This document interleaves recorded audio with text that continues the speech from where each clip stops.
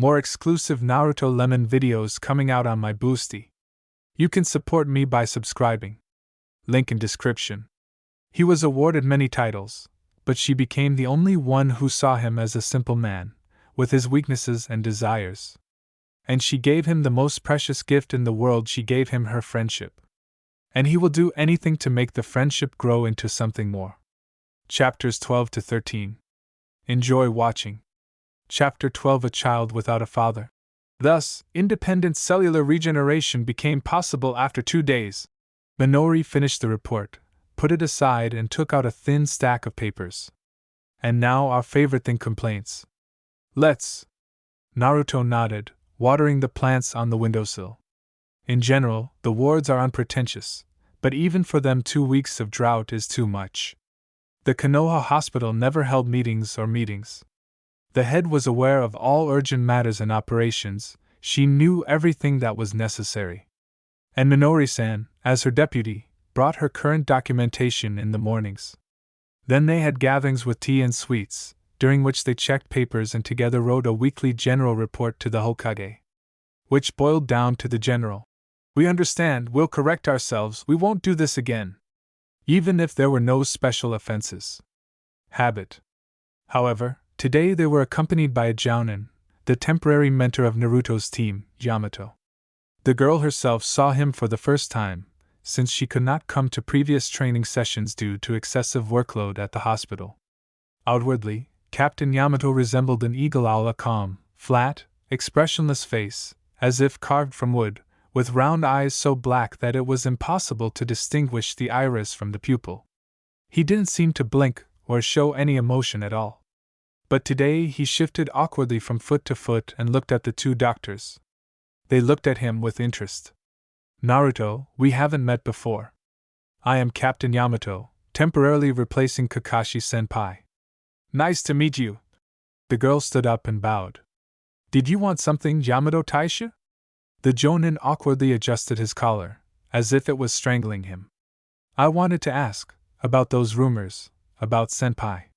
The whole village is talking about him now. It's as if he bit the genin on the nose on missions, and also drank all the supplies of medical alcohol in the hospital. And he spied on the Irenans in the women's locker room. And also, apparently, this news brought the man into particular horror and trepidation. They say that he is married to Mitarashi Anko." "Of course, he's married." Minori was the first to control his amusement, and managed to hide the sly sparkles in his eyes. "They even have a son, Choji." Naruto did her best to remain calm, although she felt the corners of her lips tremble. This news completely unsettled the Jounin. He looked in shock from one Irainen to another, but they were surprisingly serious, making him doubt his own sanity. "You know, Yamato Taicho, bring Kakashi-san for examination. Maybe he really has some problems." The captain nodded and ran out the door to digest the news. He probably rushed to his senpai to torture him about the veracity of everything he heard.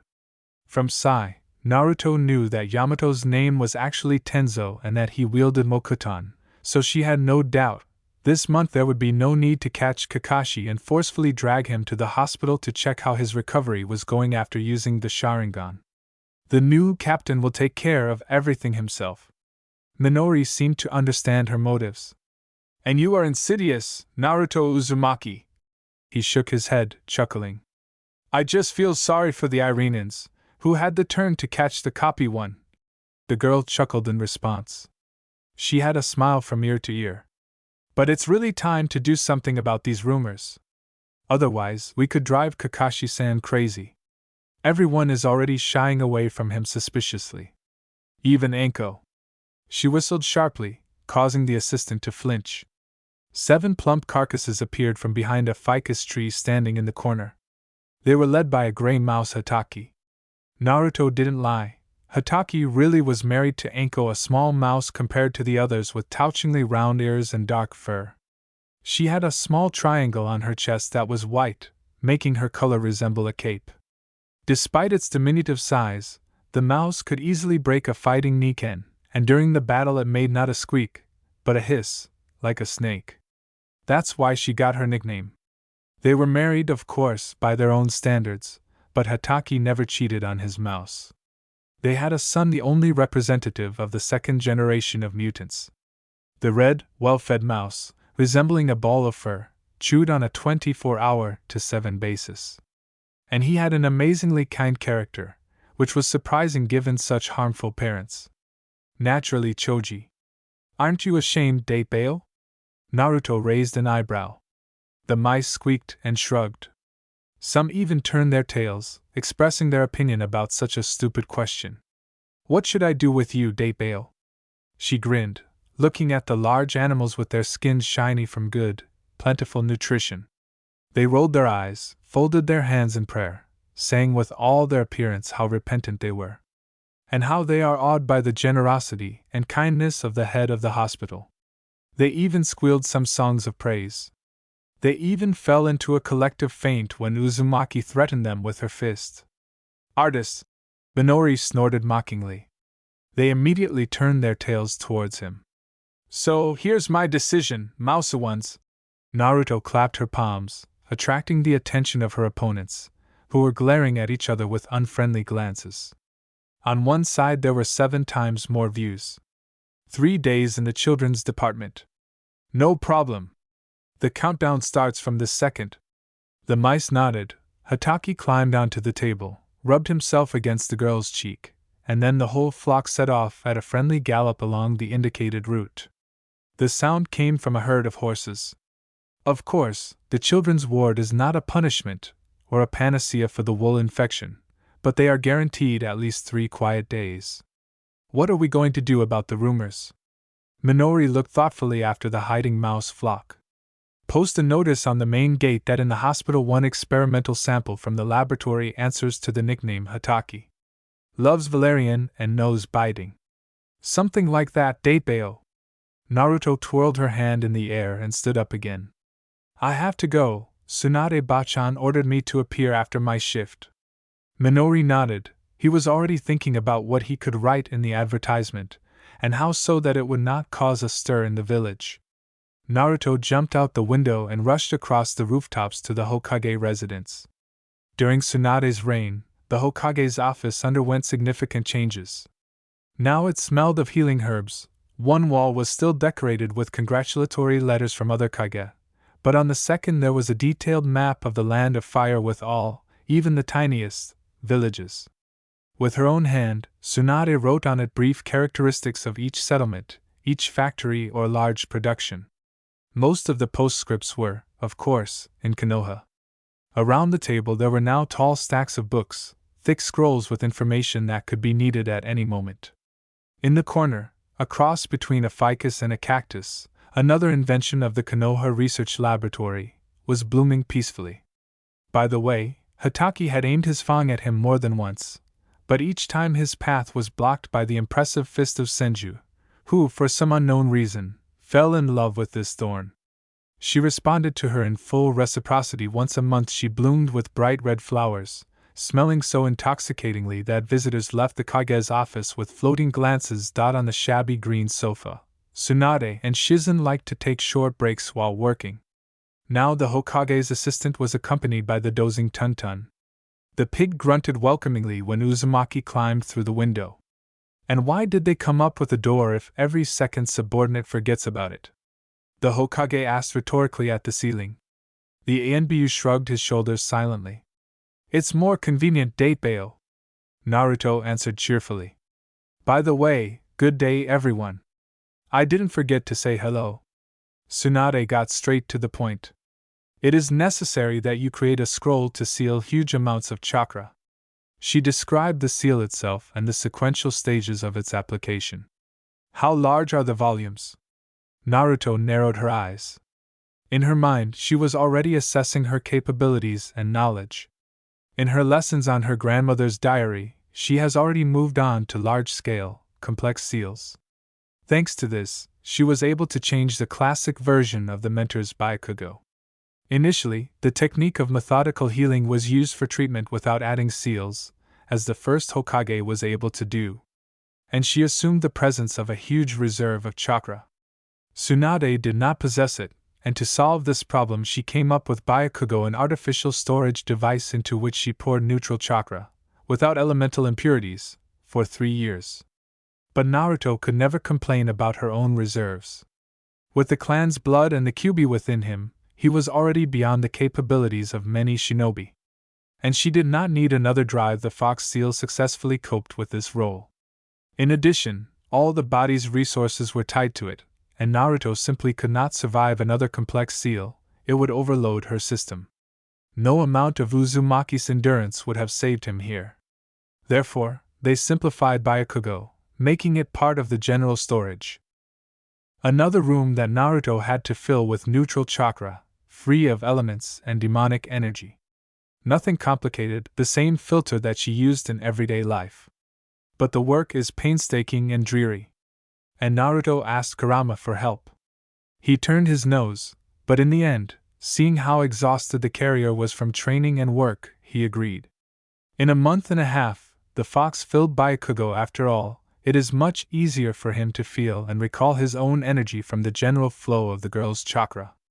The room was filled and closed, and the fox, who had put all his 9 tails between his legs for work, was finally able to relax and growl to his heart's content at Uzumaki, who was able to find work for everyone, including demons and rats. Our scouts reported that members of the Akatsuki group, in particular Yakushi Kabuto, began to be often seen on the border of the country of fire. According to rumors, he plans to summon Sanbai to this world. We need to be prepared. Got it, Datebale. Also, most of the doctors will go on another mission. There is some unrest in the lands around the Firelink Shrine. True, there is no specific information yet. But we have long-standing friendly relations with the abbot of the temple, and if victims appear, Konoha is obliged to help. The team and I can find out what's going on there, Bachan, Naruto suggested. Sai and Sasuke are excellent scouts. No, the Hokage snapped. They will leave without you. You are needed more in Konoha now. There should always be at least one medic of your rank in the hospital. The girl nodded dejectedly. As a child, her dreams seemed so simple and clear. To be a fighter and a medic at the same time, to help friends and comrades, to the native village. Become the head of the Konoha hospital. The dream has come true. And along with the title came responsibility for her subordinates, and a lot of duties that only she could fulfill. They were counting on her, and she could no longer just take a mission and run away to another country. Your task is to prepare a list of doctors whom you would personally recommend for such a task. You will explain the sealing method to Shizen. I think she will be the one who will lead this operation. Tsunade leaned back in her chair and folded her arms across her chest. Now tell me what's new in the hospital. We send you a report every week, Datebale. The woman grimaced expressively. I read your masterpiece of the epistolary genre. Sometimes it seems to me that you only change the dates, leaving the content the same. Well, sometimes. Uzumaki agreed, sitting down on the sofa. Infections. The Hokage muttered kindly. Naruto chuckled and began to recite from memory. She remembered everything related to the hospital perfectly. Our propaganda of the work of the Irenans went well. 7 people voluntarily signed up for the preparatory courses. We caught 4 more ourselves. All have excellent chakra control and a consistently low reserve. She promised them goodies in the future if they continued to study hard. Buns? The woman raised her eyebrows. Naruto smiled. They are all eager to fight, Datebale. They want to carry out real missions. I promised that for field practice I would join them with the best active Irenans. When the genin are deemed ready, of course. Field practice was another invention of Shinomori Hino. The Irenans were always paid little, the provision was lopsided, so the doctors worked as hard as they could. A nominal fee was introduced for the preparatory courses, because the shinobi spent their time and energy explaining the basic material. But not all genin were ready to part with their hard-earned money in order to learn a profession that for some reason was considered not prestigious in Konoha. Of course, a lot has changed since Tsunade came to power. Much, but not all. Naruto, under the guise of Shinomori, changed almost everything. She waived fees for preparatory courses and demanded an increase in the number of hours of first aid training at the academy in order to proactively identify children with potential for learning Irajutsu. Agreements concluded with the clans for the supply of raw materials significantly reduced the village's expenses, since now there was no need to look for suppliers on the side and bring herbs from nowhere, paying exorbitant prices. Naruto preferred not to remember what it took for her to persuade Yamanaka and Akimichi, and what kind of lace they wove with Nara. She quickly distributed the freed money around the hospital, where investments were needed. On the one hand, who would allow her to do this, and on the other hand, who would object to a woman who dumps a thick stack of papers, estimates and decisions of builders who check the general condition of the hospital on the table? Who can object to a woman who subtly hints that the relatives of the elders, even clan members, can fall into the tenacious clutches of the inhabitants of a collapsing hospital? And in order to motivate shinobi with a small reserve and excellent control to go to the Irionin, she came up with field practice.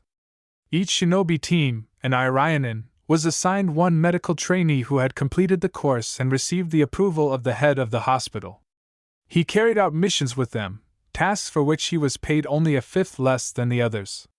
This meant that he could start earning money before his training finally ended, and the completed missions would go into his personal file. True, Naruto's selection was serious. One course. After the fifth retake, even Shinomori Hino's nerves could not stand it, and she poisoned all the shinobi. Not fatal, but very nasty. Whoever identifies the poison and prepares an antidote in 3 days passes. Only 4 completed the task. All of them already have B rank. The rest became militants and intelligence officers, but did not hold a grudge against their mentor. With such goodies, I would go to study with you. Shizen smiled. By the way, how is practice going at the Uchiha complex? As far as I know, nothing serious happened, Datebail. The girl grinned. We made a bath with a soothing mixture, but the guy turned out to be allergic to it. Everything turned out to be strange blue spots. Nothing, Sakura pumped him out. And it seems she broke through the wall for those who performed procedures without first looking at the doctor's recommendations and test results. The doctors chuckled knowingly, imagining the evil Haruno mauling the offender like a dog mauling a rat. Sakura knew how to do this. About Sakura, talk to her. Tsunade advised softly. She's not just dissatisfied with your appointment, there's something more to it. She doesn't want to communicate with you, although you could help her fill Byakugo. And it affects your teamwork. I understand, Bachan. Naruto nodded. I'll talk to her, Datebail. Just today I was planning to go to check on the trainees at the complex. Well done. Free. The Hokage frowned with a mock stern frown.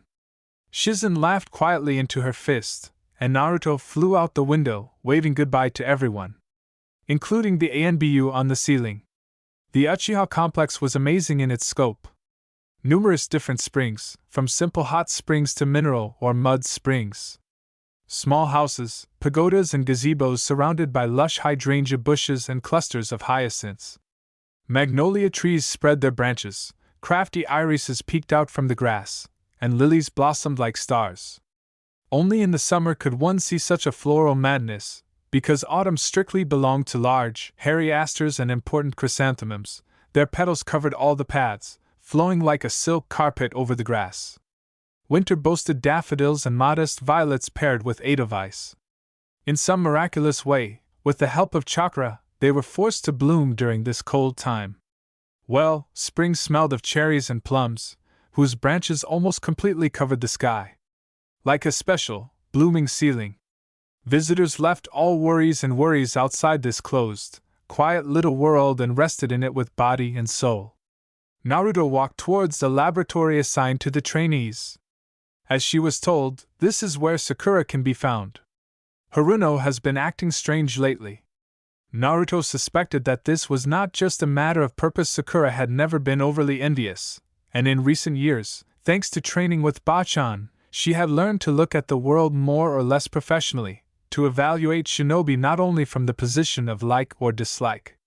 She was a professional, at work. And the rest of the time, if she didn't avoid Uzumaki, she tried in every possible way to hurt her.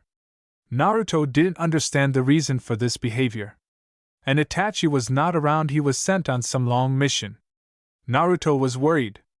Even if the Uchiha was a genius 3 times over, he was first and foremost a human being. Her favorite person. But she believed he would return. Because in the shinobi world you cannot live without faith, without hope. She knew he would return tomorrow. Maybe in the evening. And for now you can take care of your direct responsibilities. The head of the hospital has a lot to do, for one person even too much. She knew he would return tomorrow. Maybe in the morning. So you can spend the night practicing techniques and getting a short nap. Naruto wasn't bothered by the waiting. There was too much to do, training was too intense. Naruto was overcome with anxiety. Because, having let Itachi into her heart, she began to treat him differently. She fell in love with him. And now I was afraid for him. It was much easier when he was just a teacher and coach for her. Much simpler, but then the world did not seem so bright to her, and life rich. So you just have to wait.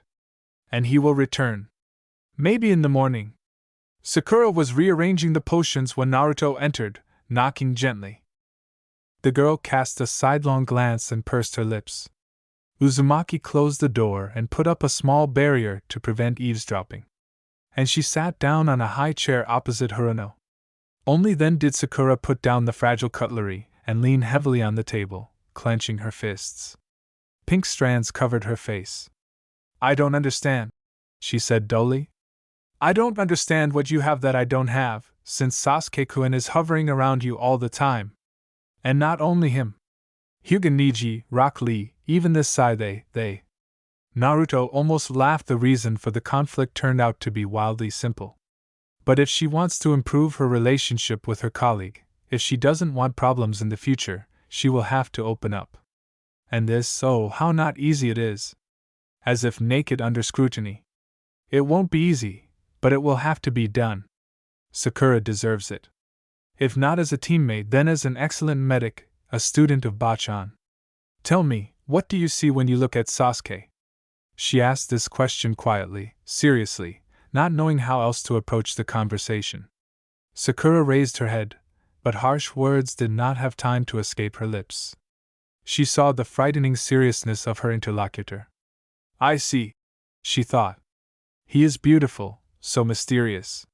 He is strong, responsible, and very, very smart. She blushed. When I look at Itachi, I see a man.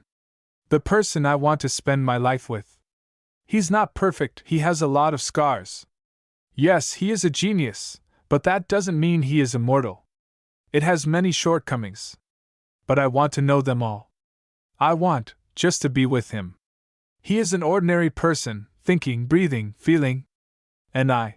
She raised her eyes and clenched her hands into fists.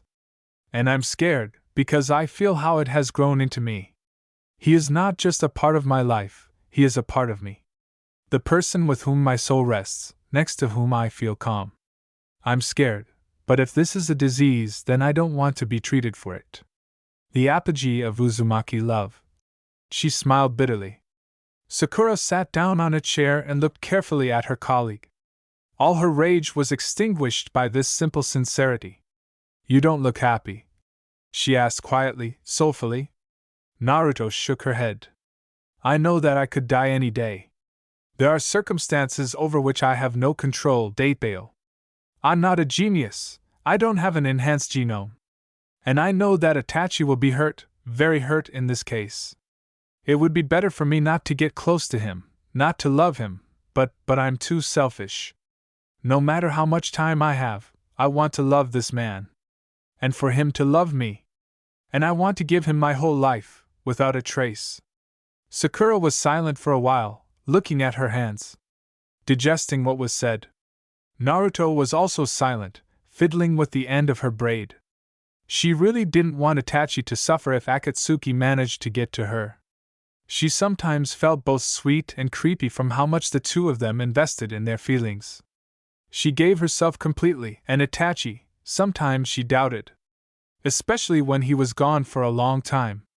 When he was near, I wanted to see him, touch him constantly, look into his eyes, listen to his voice. Endlessly. But when he left, it hurt. Strange thoughts and doubts appeared in my head that should not have been there. And Sasuke? Sakura's voice distracted him from soul-searching. The girl didn't know how to ask the question.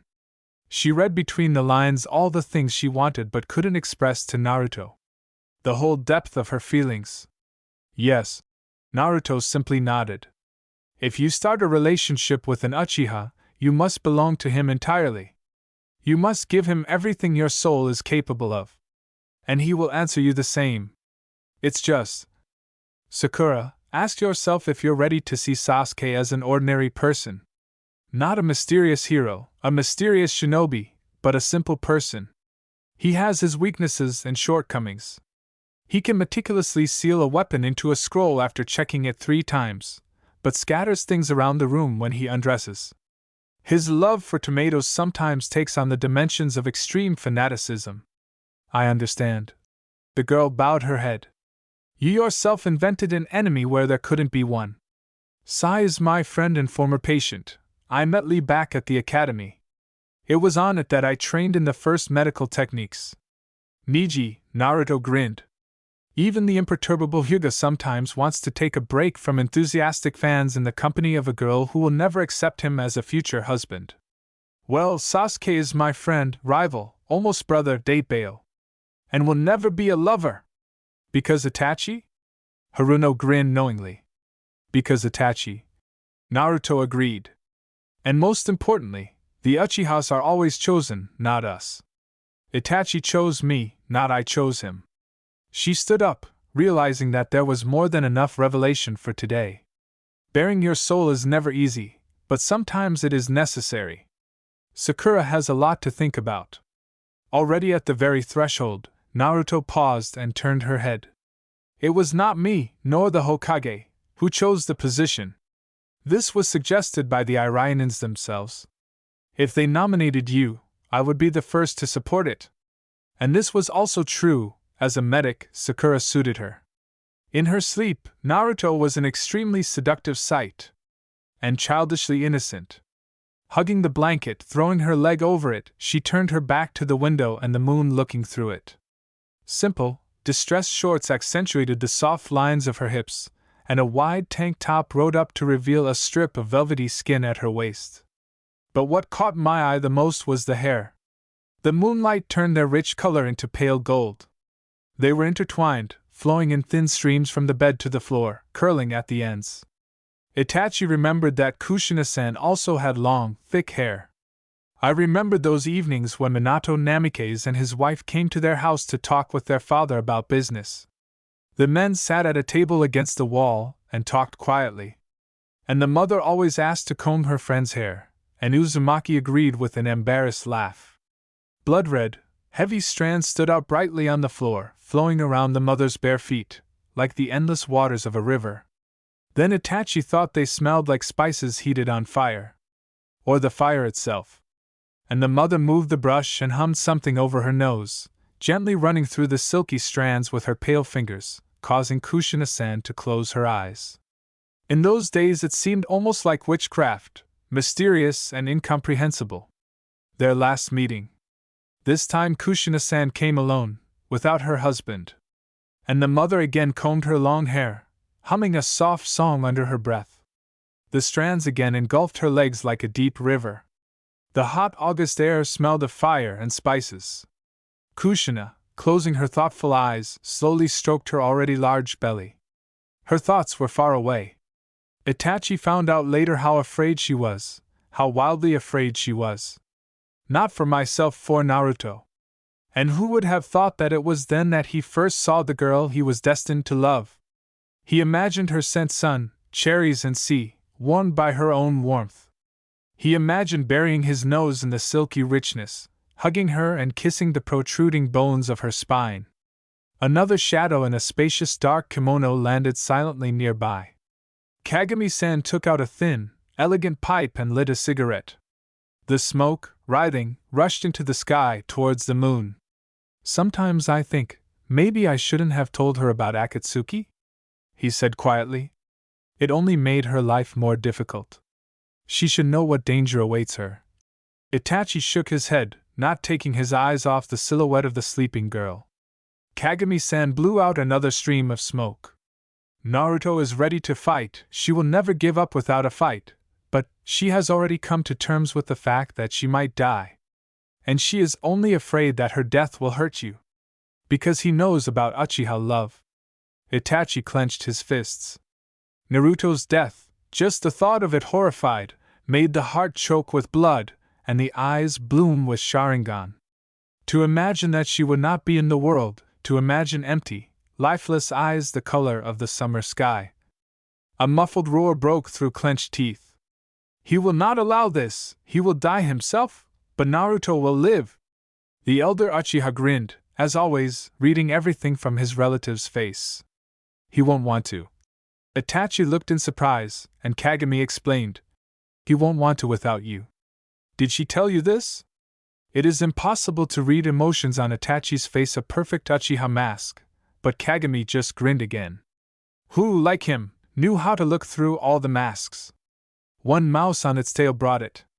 Sharinganist? And ink. The man nodded. Eloquence in actions is incomparably better than eloquence in words. Our clan has always followed this rule, and I taught Naruto the same. But sometimes, some words have to be spoken, nephew. A girl should know that she has something to cling to. The most important things are the most difficult to express in words. With these words, Itachi slid off the roof and rushed through the slightly open window.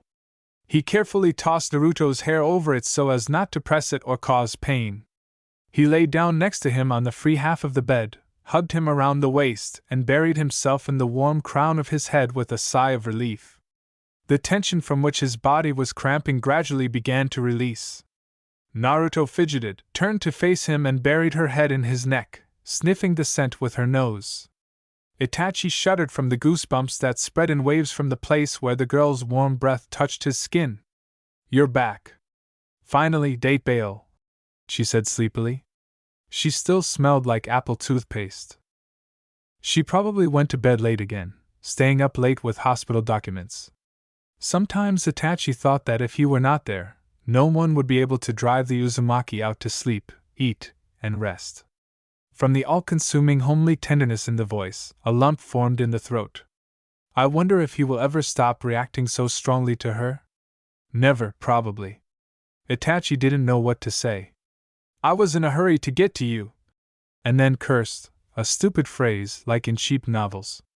Itachi looked into the slowly clearing blue eyes. It's so wrong without you, he said quietly. Understand. He pleaded silently because he couldn't put into words everything he felt for her. This is not love, it is much, much more. Addiction, obsession, illness. But if so, then he does not want to be treated for it. Understood. Naruto smiled and leaned in for a kiss. Probably, the Sharingan sharpens not only vision, but also all the senses, because the man was overwhelmed by its smell, which mixed the note of a forest apple from toothpaste, the warmth of sunlight and the sea, a spicy note of wild cherry, and a whole bouquet of some medicinal herbs. Working in the hospital, she was completely saturated with the smells of herbs and inflorescences. Life. Itachi drank her taste, smell, tenderness. Hands slid over the body warm from sleep, tangled in her loose hair. And they heard muffled moans. Naruto didn't hold back, she grabbed him by the neck and ran her fingers through the heavy, shiny strands. The man was glad to himself that he had thought to take a shower before running to Naruto. But he only expected to look at her from afar. But it turned out the way it turned out. He pressed her to the bed, ran his hands along the smooth curve of her hips, along her tense stomach. With his tongue he caressed the neck that was open to him, while Naruto, throwing her head back, breathed quickly and shallowly, biting her lips. Without you, she breathed out in response, wrapping her legs around his hips. So, it hurts. Itachi buried his face in her stomach and groaned muffledly. This girl will drive him crazy. One day for sure. Meanwhile, Naruto was extremely busy. She was trying to pull off the man's shirt. Naru! Itachi tried to intercept her hands, she dodged and continued her Dirty deed. Narrow. I finally managed to catch the thin, but so strong wrists. Not now. We have to wait. How much, date bail? She inquired. Itachi laughed nervously into the reddened skin of his stomach. Naruto was not angry, not embarrassed. She asked clearly, in a businesslike manner, as Kagami-san taught her. The Uchiha had no doubt that if he was given a deadline, Uzumaki would endure it, but in the end he would have to answer. She won't give another day. Simple sexual relations were not condemned, even within clans. Before marriage, shinobi could be with anyone, sleep with anyone, because everyone understood: constant war, adrenaline, risk to life. You need to relieve tension with someone. It is better to get rid of it immediately than later. Unfulfilled attraction will lead to the main mistake, a wrong marriage. But with Naruto I wanted to do everything differently. Although Uzumaki, apparently, had a slightly different opinion. Then Itachi remembered what Kagami-san told him. He smiled the way Naruto loved from the corners of his lips. He pulled down his t-shirt, although most of all he wanted to brand his tender tummy with his bites, lay down on the bed, and threw the blanket over both of them. And he pressed her tightly to him so that she could even breathe every once in a while. He remembered how Nara had used this method more than once to get rid of her worries. And he looked into his big eyes, darkened with emotion. In the darkness they seemed almost black, bottomless. "We will still have time, I promise," he said quietly and kissed her forehead. Naruto relaxed in his arms, a faint smile forming on her lips. "Thank you," on the verge of audibility. "I love you." The heart stopped and began to beat at double speed. Itachi understood what Kagami-san meant when he said that certain words had to be spoken. Naruto's confession turned his head. "I love you," he whispered into her hair. And I felt her smile, a copy of my own. Naruto belongs only to him. Forever.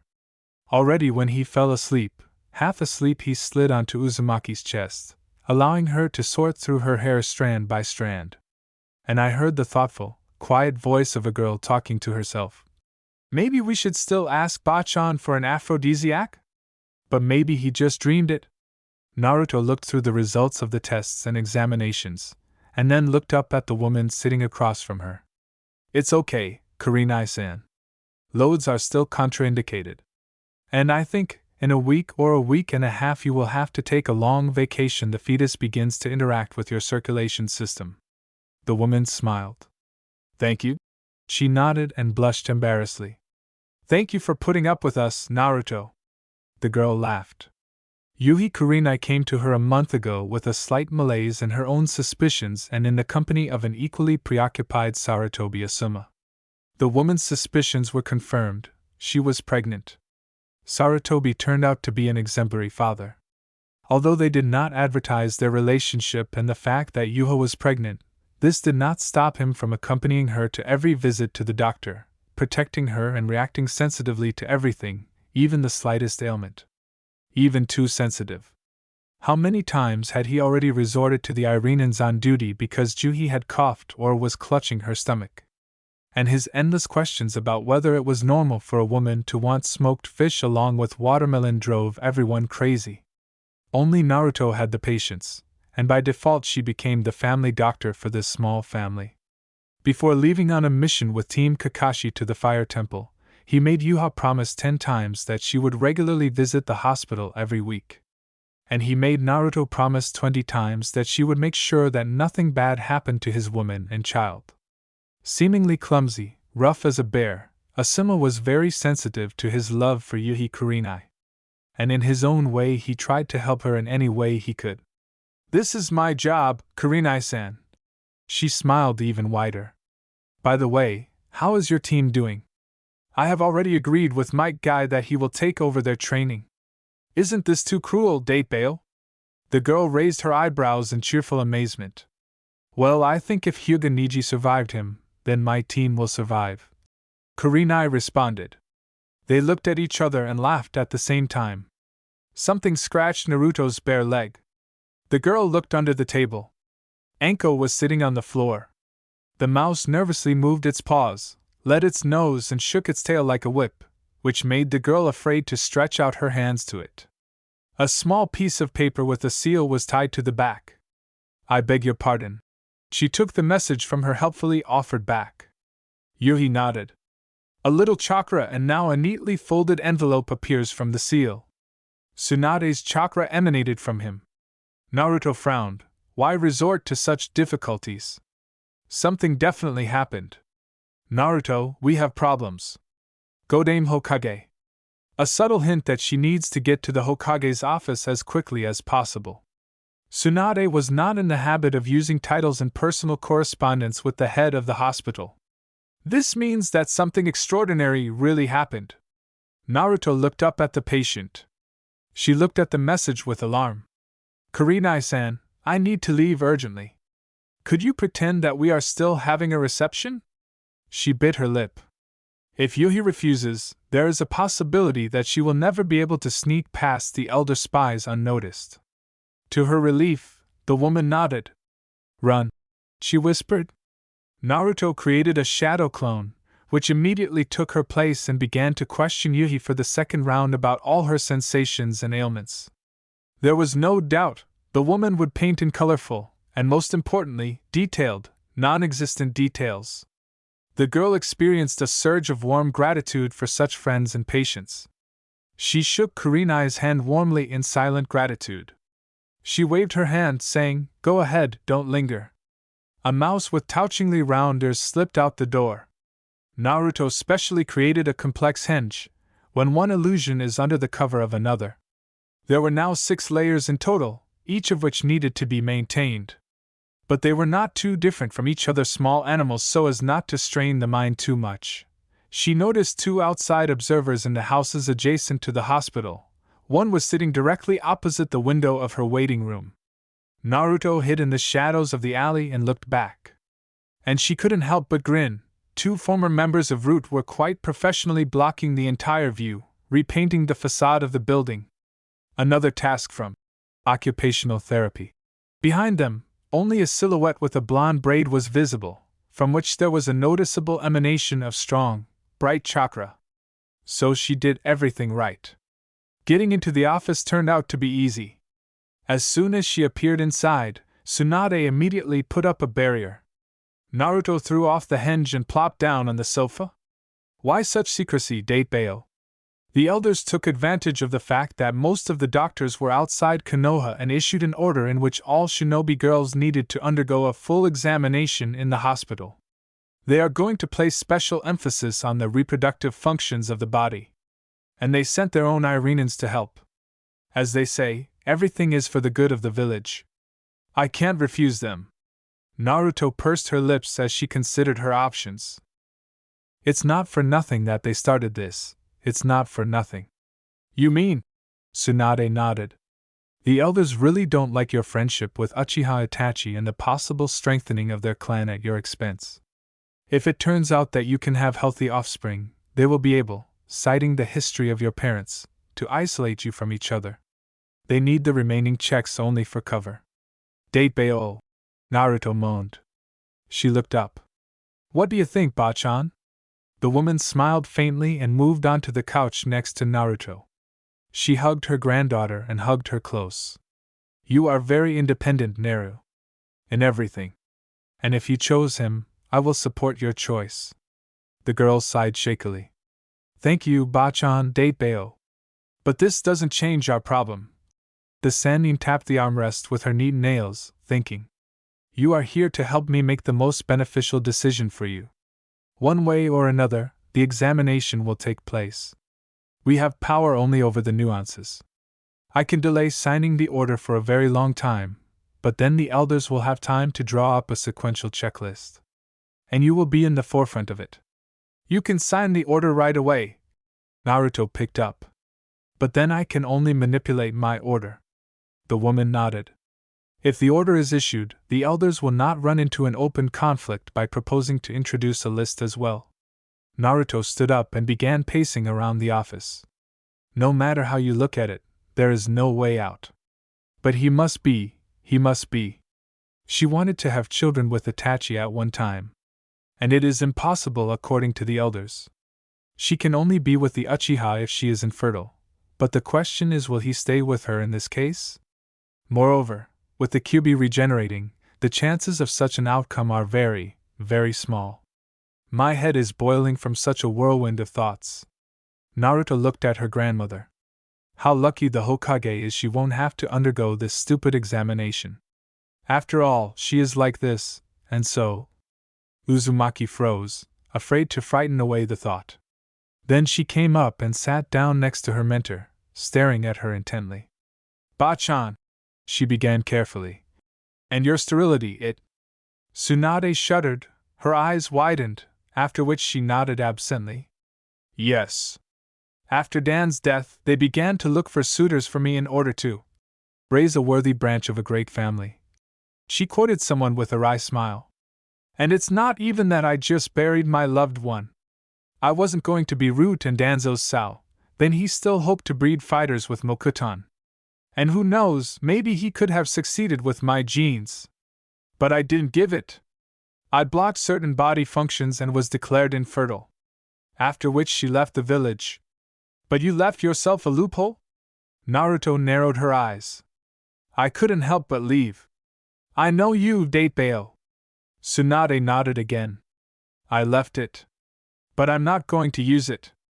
And it's already late. Will you help me? Naruto. The woman said, stunned. This is a big risk. If the operation is performed incorrectly, you may be left forever without the opportunity to have children. Now the girl smiled bitterly. Do you think someone will allow me to do this, Datebao? Everyone remembers too well how the last Jinchuriki's desire to have a child ended. She clenched her fists and jumped up. But if there is even the slightest chance to stay with Itachi and get rid of the elders for many years, I will take it. And if I can't create a loophole myself, I'll chew it, Datebao. Tsunade looked at her granddaughter knowingly. If you perform the operation now, it will take 10 days for the traces of foreign interference in the body's functioning to disappear. During this time, the technique will take root, and your infertility will become of natural origin. The question is where to find these 10 days. Naruto thought again, then nodded to her thoughts. Carry out the order, Datebao, she said decisively.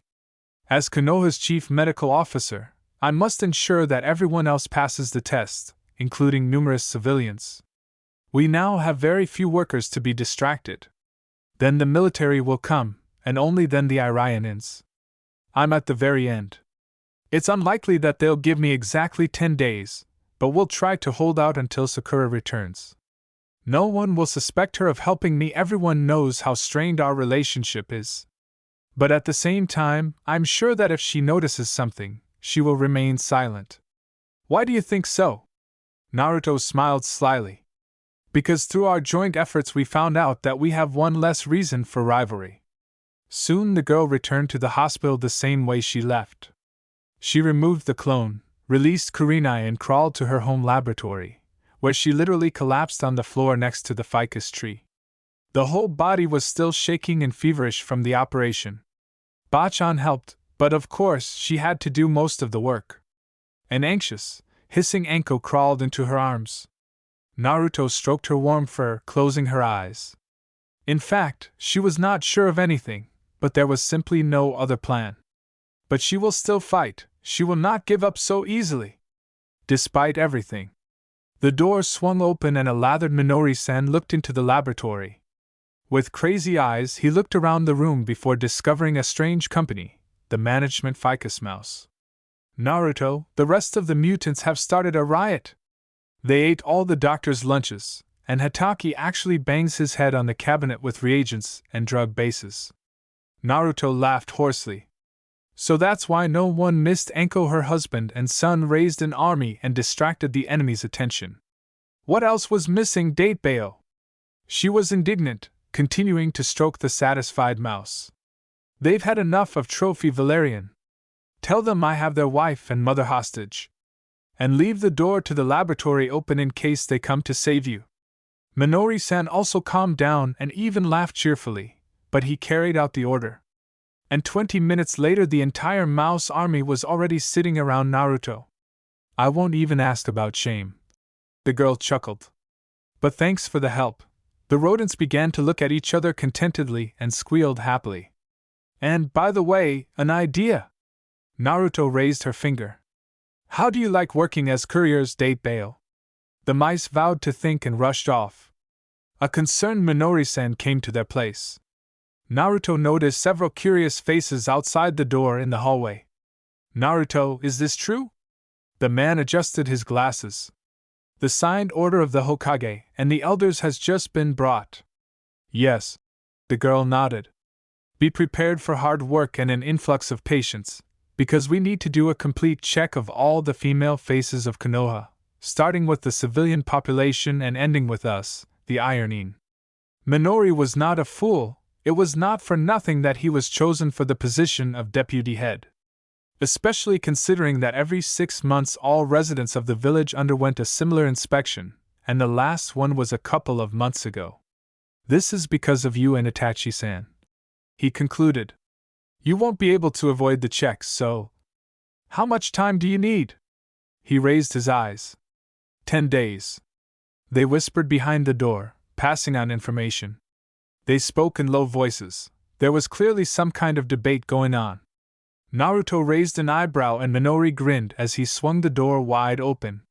Almost all the Iranians currently present in the hospital were crowded in the corridor, excluding only those who looked after the intensive care unit and the emergency room. They looked determinedly and with some gloating. Naruto stared at her subordinates in shock. It's just that the elders have no idea what a full check means in the Ironing language. Minori's malicious smile, as if copied, was reflected on the faces of all the standing doctors. Naruto couldn't help it and laughed. How good it is to have such friends and subordinates, Date Bayo. Sakura returned 8 days later. The opponents turned out to be initially stronger than Konoha expected. Kakashi went to the hospital again with an overstrain of his Sharingan, Yamato with complete chakra exhaustion. The Iranians played for time as best they could. They invented a lot of unnecessary tests that had become so mandatory, checked and double-checked the results. All their machinations led to the fact that only civilians were checked in 5 days. With the kunoichi, the examination threatened to drag on indefinitely due to the presence of a hearth and chakra circulation system. The door to the laboratory suddenly swung open, hit the wall and hung on one hinge, creaking forlornly. Haruno Sakura burst into the office like an angry typhoon. Uzumaki! She hissed. What is it? What other test is there for all women? Naruto calmly looked up at her and put aside the papers she was filling out. This is an order from the elders and the Hokage, who want to know how things are with the most vulnerable segments of the population of our village. She quoted almost without emotion one of the points justifying this order, posted on the information board in the center of Leaf. Sakura froze. Is everything so serious? She pulled herself together. Yes. And you have to test me, Date Bayo. Naruto grinned. And the sooner the better. A gaunt man with an unpleasant expression on his face entered the room. He adjusted his glasses. Surprisingly slow work for professionals who could perform 6 complex operations a day. You understand, the health of our residents is important to us. Uzumaki smiled. And Sakura shuddered from the demonic coldness of this smile. Therefore, all results go through several stages of verification. You know. The man squinted, his facial features sharpened.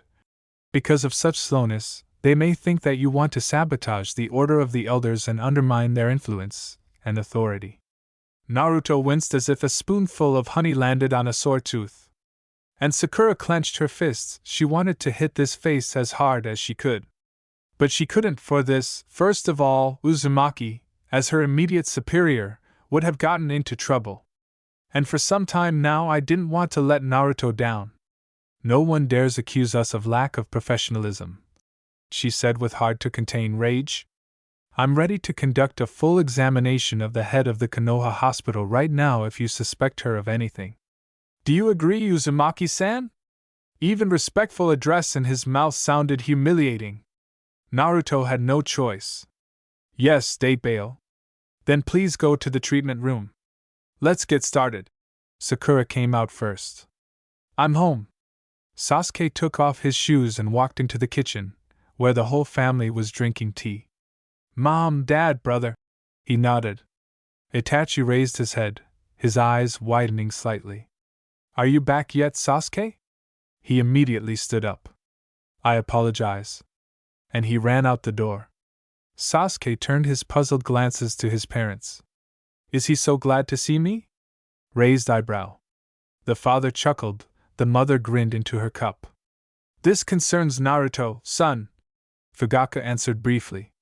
Sasuke grinned. Then I think I should go too.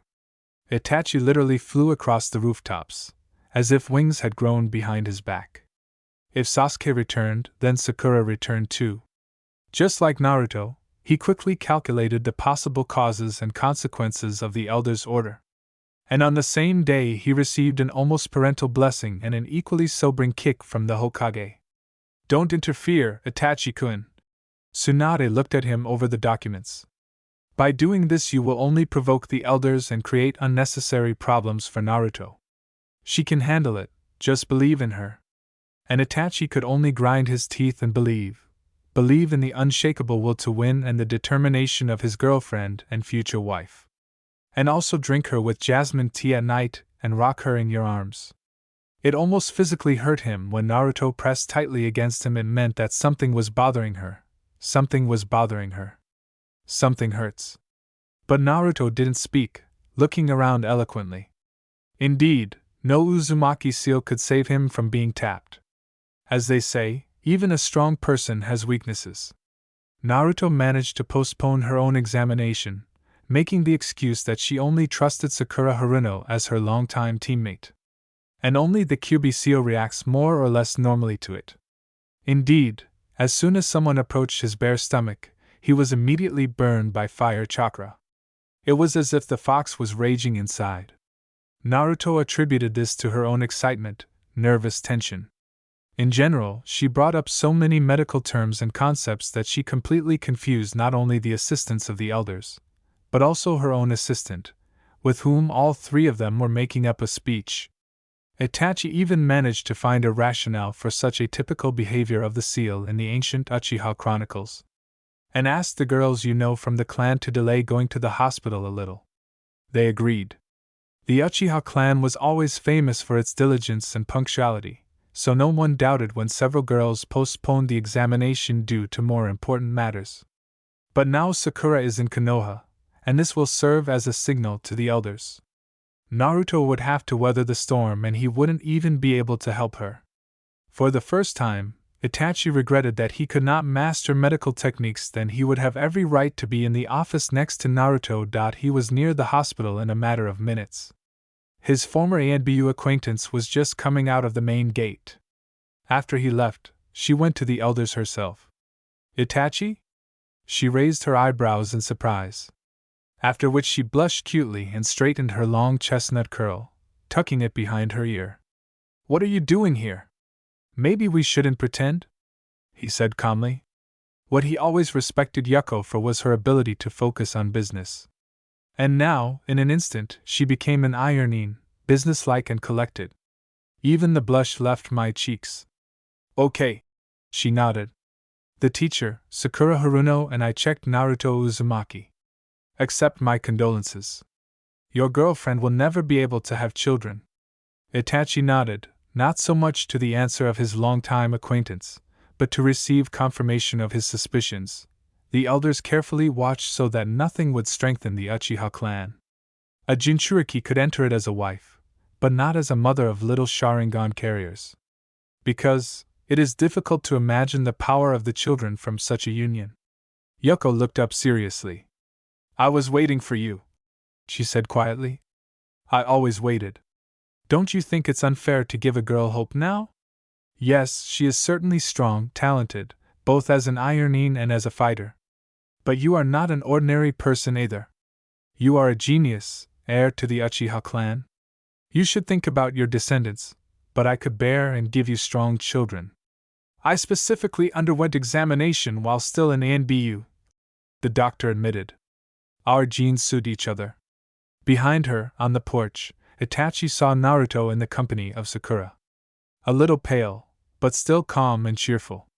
It's hard to imagine the humiliation she just went through. And how much effort is required not to show it, to stand and smile, warm and sunny. The man turned his gaze to the acquaintance, still waiting for his answer. Yes, everything she said was true. He must think about his descendants, must think about the clan, must. But for several years now, all his debts have been tied to Naruto, only to her. Neither then nor now Yuko, nor any other woman, could offer him what Nara gave with her mere presence. Even if they don't have children, he would like to wake up with her. To protect her, to kill for her sake, if necessary. Live it. Only he was not ready to lose her. I'm sorry, Yuko, but this is not what my soul desires. He shook his head, walked around the young woman and headed towards the porch. Who's that girl? Sakura asked, almost subtly moving her chin towards the gate, where Itachi was talking about something with a cute blushing ironing from the elder's assistants. Do you hear what they are talking about? Yes. She offers him her hand, heart, and other components of the body. Naruto narrowed her eyes. They spoke quietly so that no one would hear. And you know, I almost want to leave it to him. Separately. This is Itachi's colleague from ANBU. Sasuke landed next to him. And he was surprised when the girls did not react at all, still not taking their eyes off the amiable couple. She ran after him, even offered a fictitious marriage, just to be with him. Perhaps at that time she was the only one who was not interested in his status as a genius and heir. Yes, she simply fell in love with him. Sakura snorted. Naruto's aura became even heavier. If you want, I'll poison her. I have poison, no one knows the recipe, it's hard to detect. I prepared it myself. Date Bayo? Naruto put into this question everything she wanted to ask, but couldn't because of Sasuke. Sakura understood her perfectly. The kunoichi nodded. I want to try. This is not an experience, everything here needs to be done on the first try. Uzumaki shook her head. I know. Sakura clenched her fists. And I want to understand, I want to see, just like you said. I envy you, but I want to try not to live together, but to see. What are you talking about, girls? Naruto turned to her friend and winked. You're a genius, right? So think about it. Meanwhile, Itachi approached them and took Uzumaki's hand. Do you mind if your boss's working day is already over? He turned to Sakura. She nodded silently. Itachi turned around and walked out of the hospital grounds so quickly that Naruto practically had to run after him. Only after a couple of houses they jumped onto the roof, and the Uchiha dragged the girl towards the clan quarter. Already in front of the house, Naruto froze, forcing the man to stop. Itachi, what are you trying to achieve? There was obvious surprise in the voice. The Uchiha turned around and squeezed the girl's shoulders. Naru, do you remember what I told you when I returned from the last mission? Yes, Daipeo.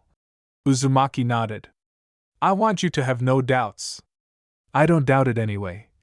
The tone suggested that this reason had not passed. Itachi smiled. The girl had long ago learned to see right through him. I don't want to lose you. Even if you. They went inside. The parents were still drinking tea, although it seemed to Itachi that hours had passed since he ran out of the house. Naruto? Mikoto smiled joyfully and immediately put down another cup. You haven't visited us for a long time. Fugaka-san, Mikoto-san. The girl bowed. Sorry, I've been busy lately. Yes, I heard about the next order of the elders. The father put the newspaper aside. And he looked questioningly at his son. From the outside it seemed as if not a single muscle moved, but Itachi felt the older man's surprise through his skin. His and Nara's knees touched, he felt the heat of her skin, her warmth. Everything became so simple and clear that Itachi smiled easily. And he caught the girl's answering smile. Father, mother, brother. He nodded to Sasuke, who had caught up with them. The younger one also sat down at the table. Naruto was given a very unpleasant diagnosis. Infertility. The girl inserted with kind courtesy, like the man, not wanting to hide anything. I just wanted to show her that we won't give up on her no matter what. It is so? He looked searchingly at his parents and brother. They were silent for some time, digesting the news. Itachi took the girl's cold hand in his, stroking her thin fingers with neat, small nails, which he loved to kiss so easily. Finally, Fugaku cleared his throat. Yes, Naruto, despite everything, your alliance with Itachi remains very beneficial for our clan. You, like a Jinchuriki and a master of Fuinjutsu, he said importantly. Fugaku, Mikoto interrupted with a laugh, shaking her head. The husband smiled lightly. The woman turned to Uzumaki. You are already part of our family, our clan, and we do not give up ours. Remember this, Dobe. Sasuke finished solemnly. Thank you. Naruto bowed. And in this voice there is a sea of emotions and feelings that you can simply choke from being unaccustomed to.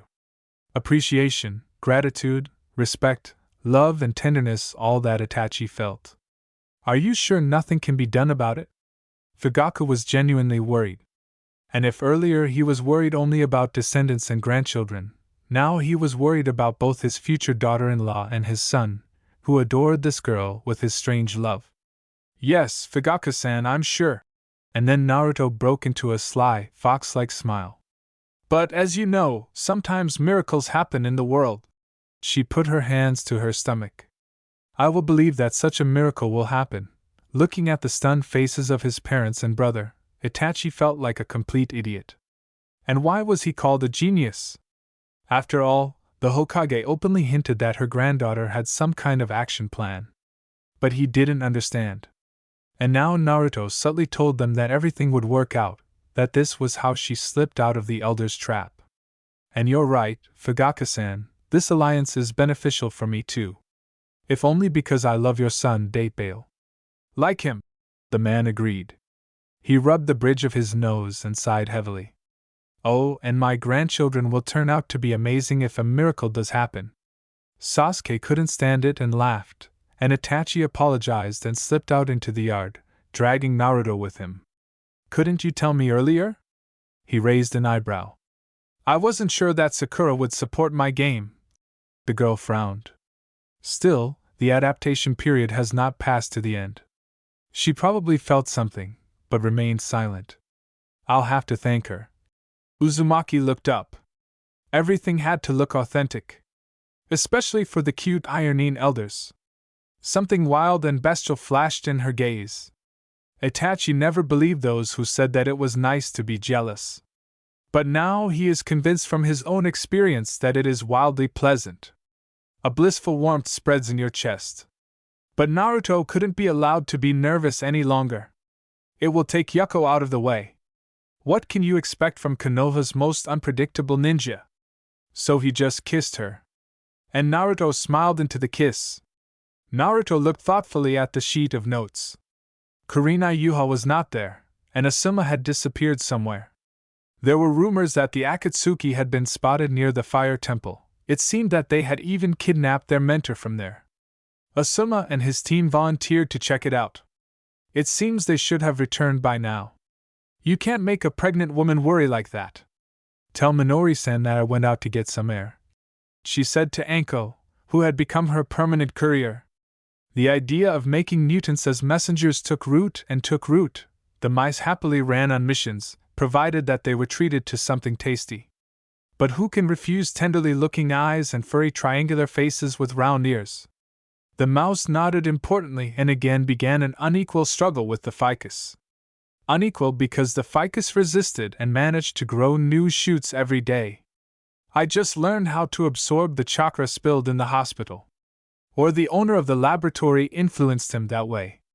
Kurenai lived in a small apartment. Naruto flew up the narrow stairs, walked down a dark hallway with only a dim light bulb, and knocked on the door. The hostess appeared immediately. Excited anticipation gave way to disappointment. Sorry, Naruto, I. Come in.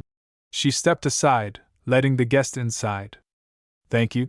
The girl took off her shoes at the threshold, sat down on a tiny sofa, looking around. The apartment looked cozy and very nice, so homely and feminine. Scarlet flowers were blooming on the windowsill. They smelled magical, but unobtrusively. I brought Asuma from one of the missions. The woman smiled, serving tea. Although the belly was not yet noticeable, she had already switched to loose, wide dresses. I have a bad feeling, she admitted. Very bad. Kurenai-san. The woman raised her eyes, sore from anxiety. I was never worried about him, but today. Naruto didn't know what to say, how to console him. There was a knock on the door and Yuhi went to answer it. A voice rang out that seemed vaguely familiar to the girl. Then the door closed and the woman walked out into the corridor. A muffled scream and the sound of a fall. Naruto rushed there. Shikamaru and Nara stood in the corridor, dirty, beaten, and holding the unconscious Yuhi in his arms. What happened? Naruto asked, checking the pulse and the reaction of the pupils. Out of habit, I carried a first aid kit in my hip bag. Asuma sensei is dead. Shikamaru squeezed out. And asked me to take care of her? In the eyes of a former classmate there is an emptiness poisoned by bitterness. He just lost more than a teacher. He lost one of the foundations of his world, which seemed unshakable, invulnerable. Somehow one quickly forgets that jonins are people too. And they are also mortal. Come in. The girl nodded decisively. You will keep your promise. The guy carefully arranged the woman on the sofa, and he went to the windowsill and began to play with the lighter. Naruto stabilized the blood pressure, stabilized the condition of the fetus. Fortunately, the shock did not affect it too much. Although in the future I will have to make sure that Kurenai doesn't get nervous. But this is why Asuma made a promise from Shikamaru. What happened? The question is the same, but the meaning is different. Shikamaru sighed, his hands shook, and the ring clicked in vain. We encountered Akatsuki, who kidnapped Asuma-sensei's friend. We fought with him and I couldn't even help him. All my efforts were in vain. I didn't have enough strength. He sagged, his shoulders sagged. Shikamaru. Naruto came up and put her hand on his classmate's shoulder, forcing him to look into his eyes. They changed, the guy grew up, put on a jonin vest. He became a genius of tactics and strategy, like many generations of his clan before him. But now the same boy from the class stood in front of Naruto, simple, a little scared. And depressed. Your main weapon is your mind. Even you cannot fight without knowing anything about the enemy. And if you take everything so emotionally during missions, you will never save anyone. How did you? He stopped. Naruto wrapped her arms around herself, remembering. My first serious task was a person dear to me. He was dying in my arms, and if I had gotten nervous, I would have killed him. Not that stupid poison, not the wounds, but me. She turned around and headed towards the exit. I left the medicine. Don't let her get nervous. And remind you that you should go for examinations once every 2 weeks. If you want to talk about anything, come over. I will be waiting at any time of the day or night. And she quietly closed the door. One could only hope that Shikamaru would think about it. In the middle of the night, Itachi was awakened by a knock on the door. He cursed and tried to get up, but got tangled in long golden strands, immediately waking Naruto up. Ida, what happened? The girl yawned sleepily and rubbed her eyes. Someone came to see you. Aha, you'll open it for him. Uzumaki deftly pulled her own hair, releasing the Uchiha from captivity, and fell back to sleep. Actually, this is your apartment. The man tried to reach her, and was generously ignored by his tired beloved. He smiled, kissed his nose affectionately, and went to open it. Let the late visitor blame himself, no one has yet cancelled the Sharingan for preventive purposes. Shikamaru and Nara stood on the threshold. The strategist only raised his eyebrows when he saw not quite who he expected. I need Naruto. She is sleeping. The shinobi glared at each other with stubborn glances. Shikamaru was not going to deviate from his plan, and Itachi really didn't want to wake up the sweetly sleeping girl. From the depths of the apartment came a heartbreaking "Datebayo," along with a yawn. Itachi, if this is your brother, I give you permission to kill him on my behalf. If everyone else, bring us into the kitchen, we'll drink tea. I won't fall asleep anyway, Naruto ordered. The Uchiha chuckled and stepped aside. The boy Nara wanted to avenge the death of his teacher. And his plan was pretty good, and he needed Naruto as a force support. I'll come. The girl put down the cup. Only a few hours later I need to finish at least part of the work for the Hokage. I understand. Nara thought and calculated. 8 is all the head start I can guarantee you. Ino and Chao will come with me. They are not the best warriors yet. Their task is to weaken attention and lure into a trap. So the only hope left is for Kakashi-san. He is also with us. Fine. When Shikamaru left, Itachi hugged Naruto standing by the window. Do you think he can handle it? I've already done it. The girl leaned back on his chest. It will be easier for him when this one ceases to exist. You are a doctor, you know better.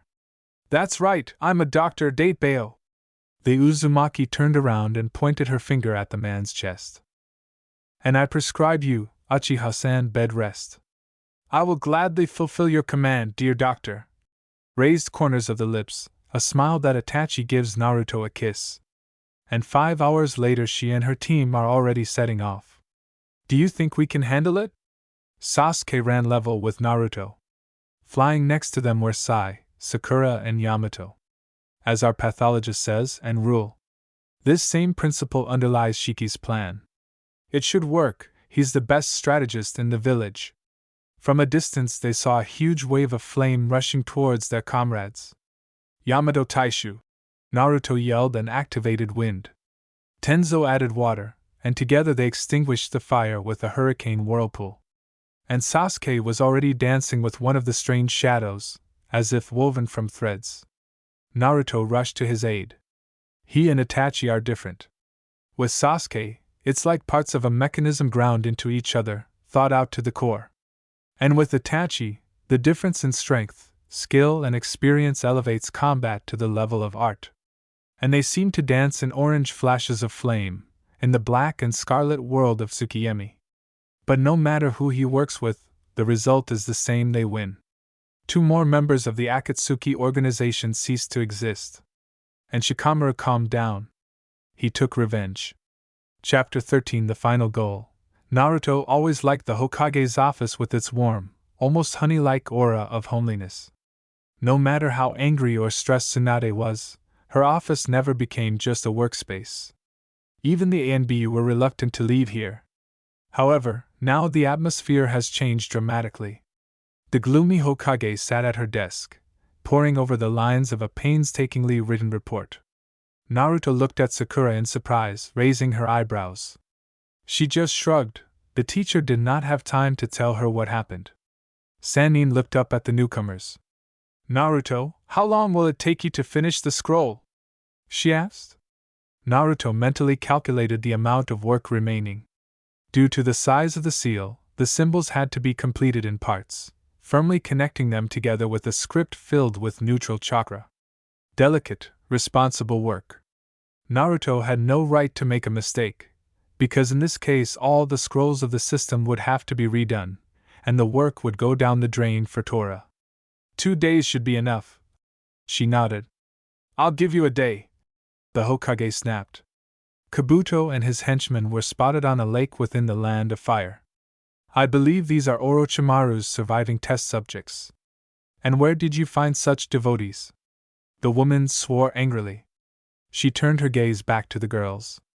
According to reports, they are going to summon the Three Tails to our world, who left it after the death of Mizuki Jigura. We can't let the Akatsuki get their hands on another tailed beast. Therefore, we must get ahead of them. I sent 3 active detachments there.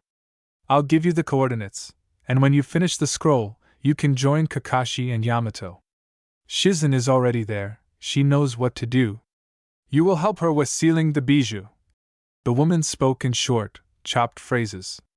It was clear how much she did not like the current situation.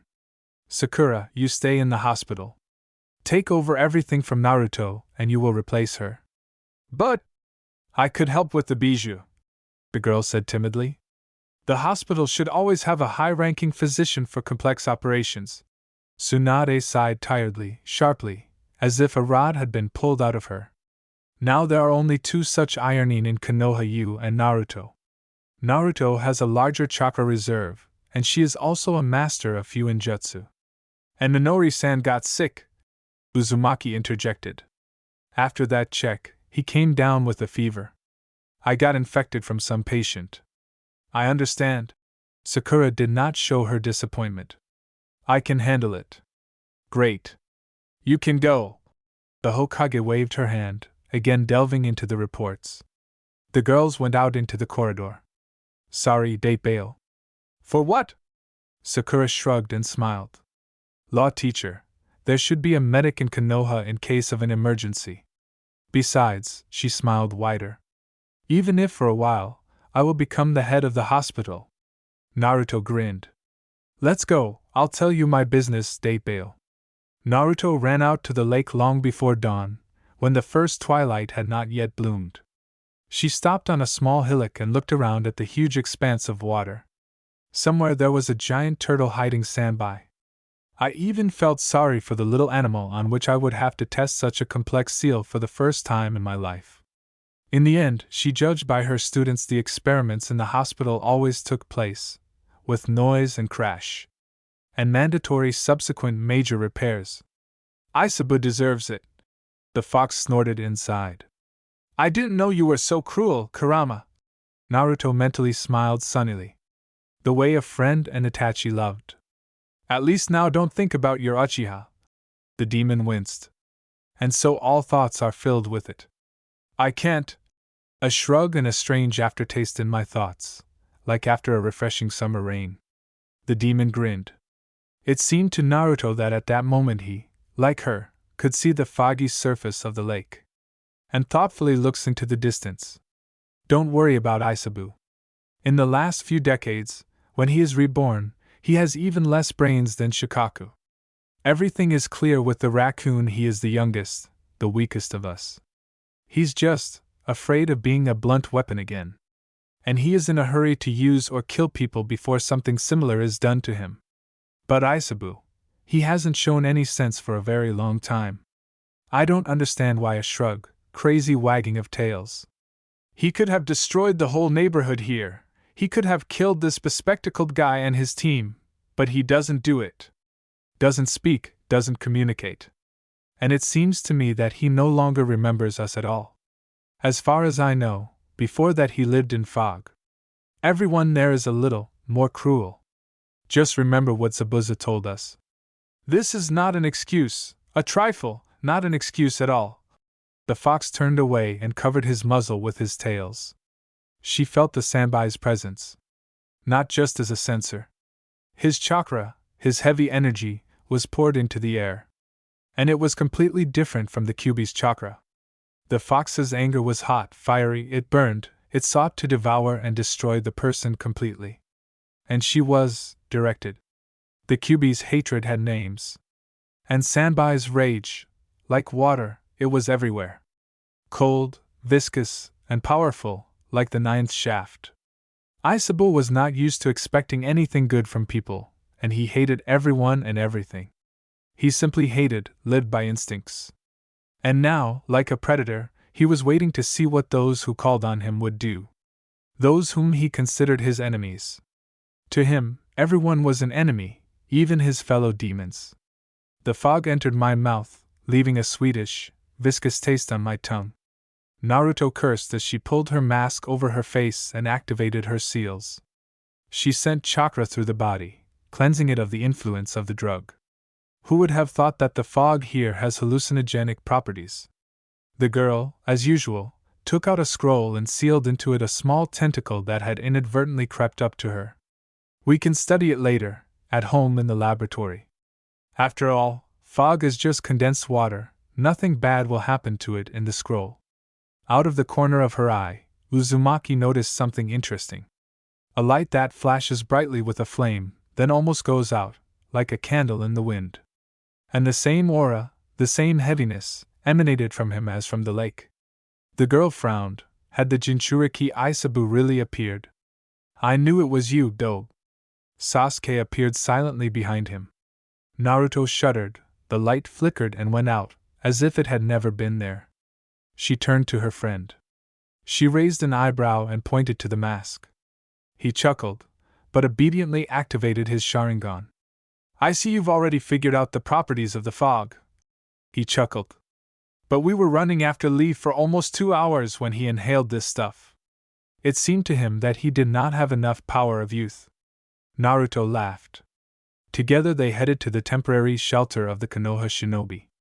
How did your brother let you go alone? Sasuke asked, vigilantly examining the area. And he's on a mission. The girl responded flippantly, also scanning the area. There is no such thing as too much caution. Biju is a weapon of mass destruction and intimidation. A huge supply of chakra that even the most powerful shinobi could not dream of. Using it for personal purposes was prevented by a double-edged sword, the Jinchuriki.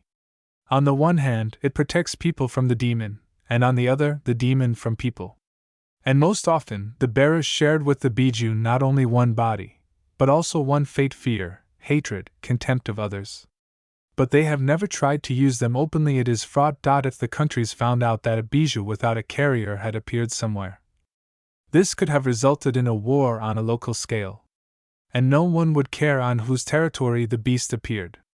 As they say, the end justifies the means. It was necessary to attract as little attention as possible to the inconspicuous lake in the land of fire. And so the Akatsuki already appeared there. That's why Naruto went on a journey alone, without cover. Although Tsunade hesitated for a long time before allowing her to do this. Still, the granddaughter is the carrier of a powerful demon, and times are turbulent. Uzumaki knew how to persuade. And she understood that Itachi would be worried and swear at her when she returned. But in spite of everything, she will understand the logic of her actions. Parting the bushes wet from the fog, they came out to a small wooden house with the leaf symbol. All the members of the sent teams were already inside. Naruto greeted Shino, Ino, Hinata and Tenten warmly, hugged Lee, stroked Akamaru, shook hands with Kiba, and smiled at Sai. It's nice when people sincerely rejoice at you. Shizen looked very unusual in a Chunin vest and trousers. Uzumaki had never seen her in combat gear. They sat in a semicircle so that everyone could see the 3 leaders of the operation: Shizen, Kakashi, and Yamato. Sai and Sasuke already habitually positioned themselves on each side of their friend, covering her. As far as we have been able to find out, Akatsuki member Yakushi Kabuto is not acting alone here. His henchmen are former test subjects of Orochimaru. Among them are Kunoichi with rare crystal techniques. Do you know what this is, Naruto? Shizen spoke. The ability of some shinobi to use ninjutsu to turn any liquid into crystals, nodded Uzumaki, who had only read about it. But, as a rule, they quickly collapse. If in battle. What if not in battle? Kakashi narrowed his only visible eye. The term depends on the life of the creator of the technology. That's right. Shizen nodded and continued. Naruto felt a surge of gratitude towards Tsunade's assistant, as she tried solely for her sake. The others had already been aware of the situation for a long time. Using an unknown technique, they are going to seal the sandby into a boy named Yukimaru, who can somehow control the Biju. How old is he? Naruto immediately tensed, already understanding what kind of wavering light she saw in the darkness on the shore. 10 or 12 years, within these limits, Ino answered, frowning. And what? Usually they try to seal Biju into children. The older a person is, the more difficult it is for him to adjust his consciousness to the presence of a demon. Naruto bit her lip and looked around at the serious faces of her comrades. The older a person is, the more likely he is to die during sealing. Naruto, you are also a Jinchuriki. Sai bowed his head. Yes. The girl clenched her fists. The Kyuubi was sealed into me on the day I was born. And I wouldn't wish such a life on anyone, she said, cutting off. We will try to save him. Shizen nodded softly. Sasuke squeezed his girlfriend's hand, stroking his thumb over the tense knuckles. The others tried not to focus attention on Uzumaki's excessive pallor. Our task is to get ahead of Kabuto and seal the sandby first. The scroll that Naruto brought will help us with this. Ino, Hinata and Naruto will come with me. I will need their chakra control. Tenten, Kiba, Lee, you and Captain Yamato will comb the shore in search of Kabuto's henchmen. The rest will protect us under the leadership of Kakashi. The shinobi nodded in concentration. Ino coughed to get her attention. If you need control, why didn't Sakura come? He's better than her. She admitted barely audibly, blushing from ear to ear. Because the village should always have a doctor for complex operations. Shizen explained. Are the tasks clear to everyone? Then get to work. A minute later the house was empty. Naruto walked carefully, feeling Sasuke's calming presence behind her. But that didn't bother her much. Overhead, the barrier network, glowing blue and orange, was her personal work of art. And like any creator, she felt her creation.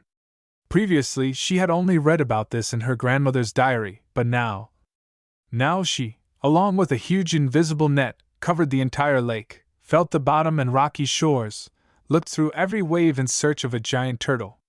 Her physical body simply ceased to exist. It was as if she had dissolved into her own creation, becoming a part of it, because this barrier contained her exceptional chakra, the Uzumaki chakra.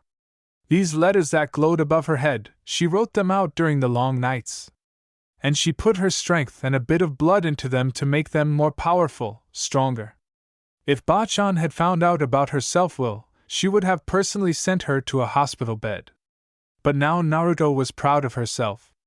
Only at that moment did she truly feel like a scarlet demon, a full-fledged Uzumaki.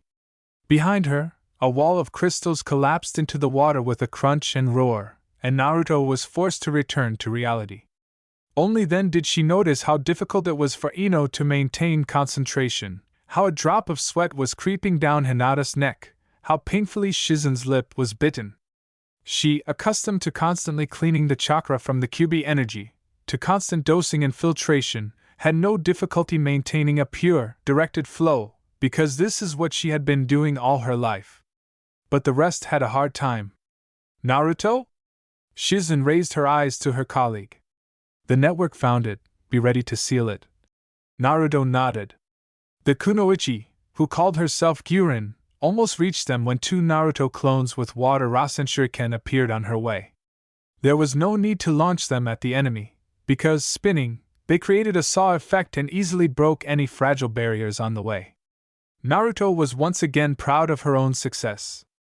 This means that her labors were not in vain if, with the help of her invention, even a clone can hold back the attacks of a fairly strong shinobi. And how good it is that she used the technique before she started working with printing. Sanbai fell into their trap. In the corner of Naruto's consciousness she felt how the turtle was struggling in a vice, how it was poking its huge body into the elastic barrier, trying to get out. And this made it even more difficult to control the seal. The girl bit her lip and blew a wet strand of hair from her face. She never gave up, she always fought to the end. And this time he won't give in. Not some crazy demon. But from his howl her whole body shuddered. Sanbai cried, hysterically, sadly, he screamed with all his might, like a lost child. There was so much grief in his voice, so much longing that his heart was breaking. And it was as if all the hatred that was pouring through the air was not there. Sanbai cried, he begged, and Naruto thought for the first time that they were offending someone who was not smarter than a child. Isabu struggled in the snares, pinned to the bottom, tried to break them with all three tails and furiously rotated his red eye, and Naruto listened to his howl and could not stop. Chakra poured from her fingers while she, spellbound, listened to the wordless plea, filled with wild, inhuman pain. Sanbai cried. Like a little child. And then he jumped, flew up almost to the very dome of the seal, raising a tall column of water. The waves washed away the girls and forced them to break the seal. The dome began to slowly fade away, thin connections, graceful blue-red patterns tore and melted in the air, disappearing without a trace.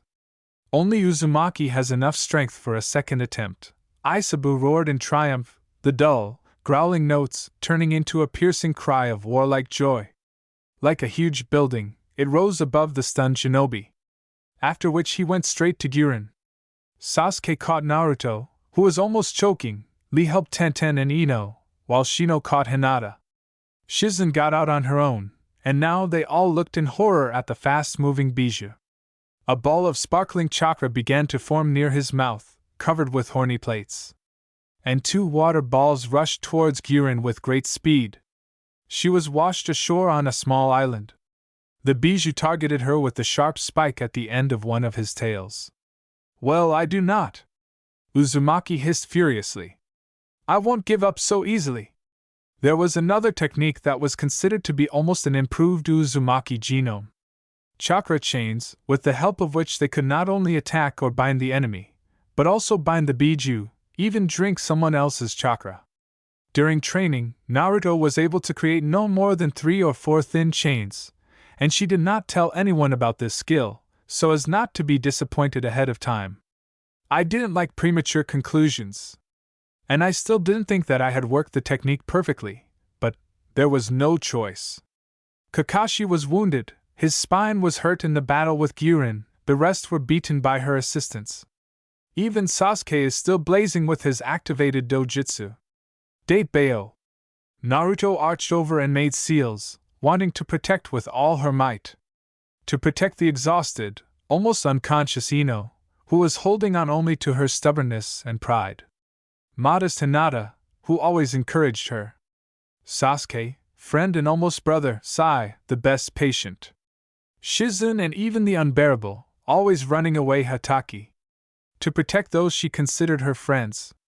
Piercing, bewitching black eyes appeared before my inner gaze. Naruto grinned, feeling the salty taste on her lips.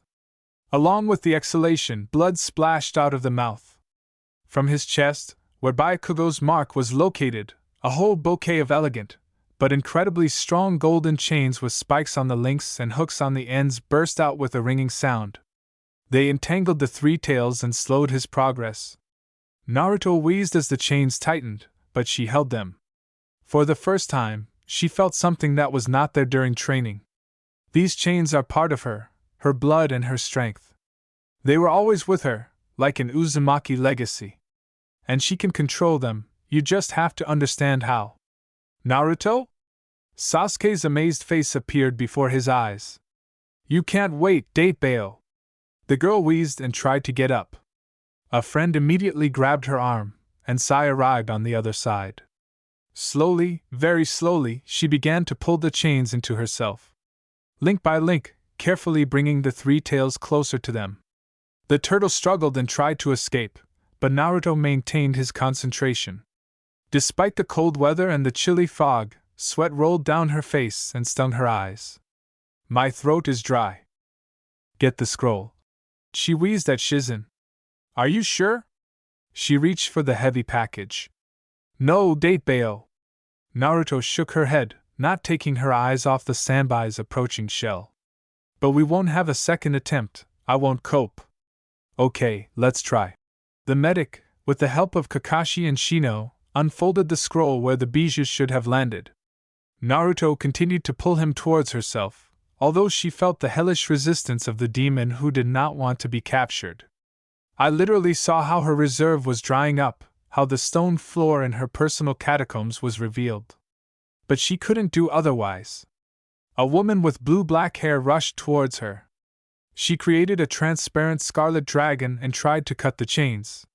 But the bared mouth of the created beast collided with Sasuke's katana, sparkling from the Chidori. I won't allow it, he said calmly, and 3 volumes began to swirl in his eyes. Lightning crushed the crystal like lumps of sugar, and it showered with pink snowflakes. A child's cry came from the shore.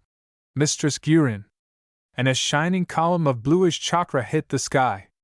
The 3 tails rushed towards him, Naruto hissed, every movement resounding with pain in her body.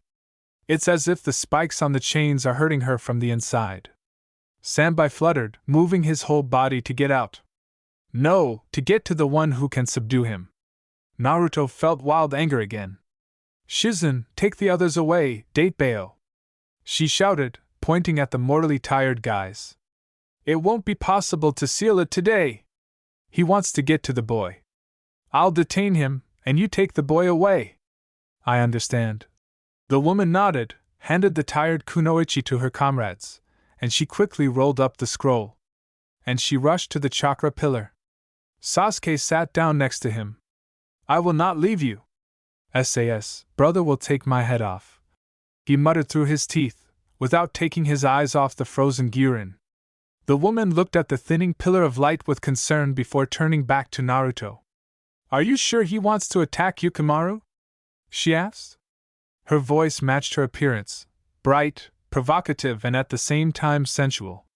The girl closed her eyes, listening to the howls spreading over the waves.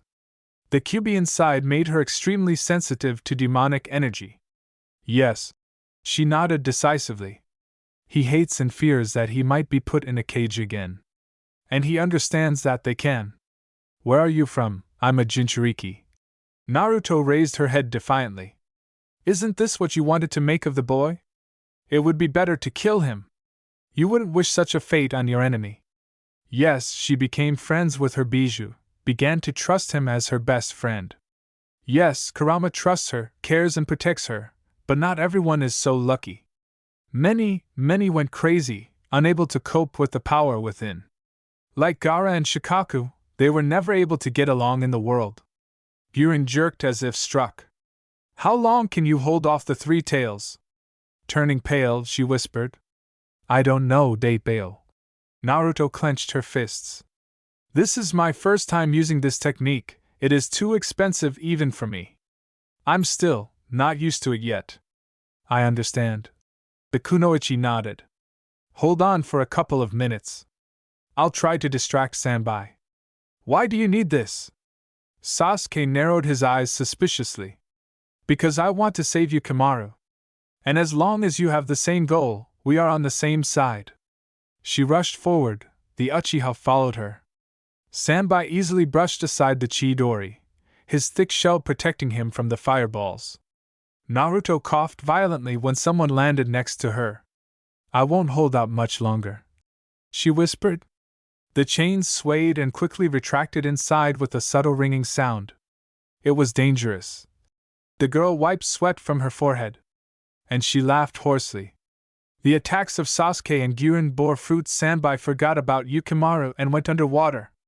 Naruto looked at Gyurin standing next to her with a smile and too late felt the disturbance of the water beneath her. With a piercing groan, Sanbai flew above them in another leap. Naruto looked with wide eyes at his gray belly, covered in a thick shell that seemed to cover the entire sky. The wave raised by the Bijou grabbed them and dragged them into the very depths of the water. After which the world plunged into darkness.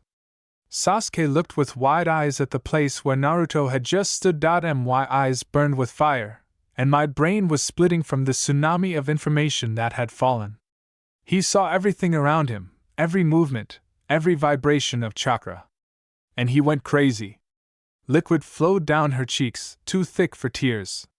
He is an Uchiha. From childhood he was taught to quickly assess the situation and draw conclusions, but now he did not want to think about the simplest, most obvious conclusion. Sanbai couldn't kill her, he just couldn't. No matter how strong. Naruto. His eyes burned with fire, his brain was torn apart by a typhoon of information, and a liquid too thick for tears flowed down his cheeks. Despite this, Sasuke knew that Naruto was alive. She just has to survive, no matter what.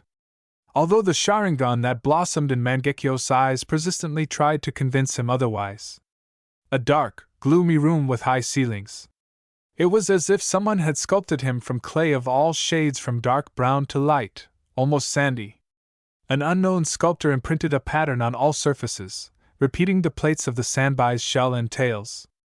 Naruto habitually circulated chakra throughout her body and scanned it for damage. Previously, she could not even think that she would ever be able to feel chakra depletion. The chains not only exhausted her, but also significantly reduced her reserve. But she finally understood the principle of operation of this technique. My grandmother was right when she wrote that sometimes, with a rush of adrenaline, a person is capable of the impossible. And as a result, she and the enemy Kunoichi were swallowed by a Bijou. Yes, I think it's a little late to ask what Aisabu eats, Naruto remarked thoughtfully, getting up. She was still shaking, but Kurama, although he cursed, was still actively replenishing the loss of chakra. Water again flooded the floors of her inner catacombs. A muffled curse was heard ahead, and Naruto headed there. Gyurin was reclining, leaning against the wall, the side of her green dress stained with blood. The large white flower of the design became scarlet. The girl crouched down, activating the medical equipment. "What's happened?" she asked with interest. "I didn't see that any of our people could hurt you, Datebale." The woman winced. "Minor disagreements with allies." "Because of Yukimaru?" Gyurin flinched but nodded. Now she was weaker than Naruto and understood that it was better for them to stick together. Especially if her friends are looking for the girl, and Gyurin herself was abandoned by her allies. A strange grinding sound was heard from the darkness, a rustling sound like hundreds of little feet. The women jumped up. Naruto tugged at the Tessen and only now realized that she did not feel the usual weight of the fan behind her back. She listened, activated the beacon seal. The weapon was far away. Most likely, the Sanbai knocked him down when he swallowed the Uzumaki. Tiny, no bigger than a cat, copies of Isabu came out into the light. And they quickly crawled towards the kunoichi. "They are going to." Gyurin screamed and jumped back when one of the spears touched sharp spikes. "Let's run, Datebale!" Copies filled everything. They resembled a gray, swaying sea. A quiet rustling followed the Uzumaki as he and Gyurin ran through the labyrinthine corridors. It reflected from the walls and accumulated under the ceiling, making it seem as if they were about to be caught up with them. "What it is?" the woman asked breathlessly. "It's reminiscent of the body's defense system," Uzumaki answered, trying not to lose her breath. "When a virus enters the body, the immune system begins to produce antibodies that destroy the infection. Here the virus is us. And Sanbai is trying to get rid of us. What awaits us? We'll run until we find a way out." Naruto stopped and leaned on her knees. She frowned and bit her lip. "What?" Gyurin jumped up. "If the produced antibodies do not work, the immune system creates new, more advanced ones. If these little ones don't kill us, the Sanbai's body will come up with something else. Any ideas on how we can get out of here? My chakra is practically zero. I can't even create a small crystal now." My cheeks turned red. It was hard for the woman to admit her own weakness. It hurt her pride.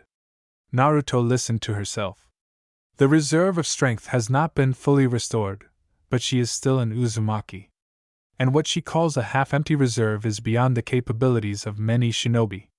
It is unlikely that she will be able to create a Rasen Shuriken, but she will be quite enough for shadow cloning or a small summoning. "I need time." The girl looked around and noticed a hole in the ceiling. "There." She turned her back to Gyurin, offering to jump. "I can't." The woman turned away and blushed. "Why?" This will kill my pride." "Then stay here," Naruto said seriously. "Die proudly here from the small copies of the Sanbai, and then Yukimaru may be captured by your former allies and put a bijou in him. Or they'll come up with something else. What do you care about Yukimaru?" The woman jumped up, clenched her fists, as if she wanted to attack her fellow sufferer. "You forgot I'm a Jinchuriki, Datebale. And I won't wish my enemy to become a cage for a demon." Naruto carefully examined the wall. What would have happened if she hadn't met Fumiko and Kagami? Would you like to meet Itachi and Sasuke? So would you endure universal hatred all your life? After all, she did not pay attention to those around her, because she had those who accepted her in any way. And who did she love? Even though it all started out as a mutually beneficial cooperation with the Uchiha clan, now not a day goes by without someone from the police saying hello to her. Just like that, joyfully and welcomingly. Her life before their appearance was a hopeless nightmare from which she could not get out. Naruto was ready to do anything for a simple kind word, for a simple pat on the head. No, she didn't want such a fate even for the unknown Yukimaru. "You don't understand." Gyurin drooped. "It was I who killed Yukimaru's mother. Because of me he wanders around the world. So replace it, Datebale. Become him another real mother. After all, you love him so much." Naruto smiled straight into the woman's surprised eyes. It was red in her eyes and gestures. For the sake of the boy, she was not afraid to quarrel with longtime allies and team up with enemies. For his sake, she was ready to sacrifice her life. There was a rustling sound along the corridor again. It was flooded by gray waves of little sambai. The monsters surrounded the prey and froze a couple of meters away. Naruto thought she heard how noisily they were breathing, saw the greedy, bloodthirsty gleam from their red eyes. The waves parted and a larger three-tailed turtle emerged from the shadows. Slowly, deliberately, savoring every moment of people's surprised horror, the monster headed towards them. What did you say about improving antibodies? Guren quickly climbed onto the girl's back. It seems you're right, this is not the time for pride. Naruto felt her smile on her back as she jumped into the hole. The woman pressed her lips to her ear. I will try to become Yukimaru's real mother, she whispered quietly. Uzumaki just smiled in response. The top floor was still empty. Bijou is a huge cloud of chakra. The sandbai's body itself interfered with the use of natural energy. She will not be able to constantly maintain the call within it, and to break through this dense field she will need much more energy than she has now. It would be worth trying to break through with the help of elemental techniques, but if she starts using them in the wrong place, makes a mistake, this may attract the attention of antibodies, which in this state is tantamount to death. This is where the Kyuubi's chakra reserve would come in handy, but the seal installed by her father did not allow the fox to influence the Jinchuriki's body. And the full surrender of one's chakra is also influence. For many years, Kyuubi carefully, gradually imbued the girl's body with its chakra, providing excellent regeneration and increasing vitality, and slowly loosening the seal. True, he stopped doing the latter when Naruto began to descend into her inner world and talk to him. Naruto sighed and gathered the last of her chakra, feeling the stone floor of the inner reservoir being exposed again. A short call from tiny Katsuyu, to whom she quickly rattled out a message. The girl leaned back against the wall to rest, and she reached out to her beacon left on Shizen. It should work, it just has to date bail. The seal was felt faintly, as if through thick darkness. At the signal, Naruto made another call. He took the rest of her strength. Already closing her eyes, she heard Guren's alarmed cries. Girl, hey girl. I thought that I never told my temporary ally my name. Well, it's okay, it'll be in time. For some reason, this time she saw not darkness, but black crows circling against the backdrop of scarlet skies. Light touches to the face and hair. The tips of my fingers ran over my eyelids and touched my eyelashes. Naruto smiled, catching a familiar pleasant aroma, fresh, light. Itachi. I dreamed about you, she said, but only a wheeze came out of her throat. Sure, lie down, rest. It's too early for you to tell, the man whispered. The bed creaked, and a heavy body settled down next to it. Itachi put the girl on his shoulder, hugged her, burying his nose in her hair. Get ready, he said. Now I will scold you. And after that you will definitely receive supplements from Kurama. I have already agreed with him.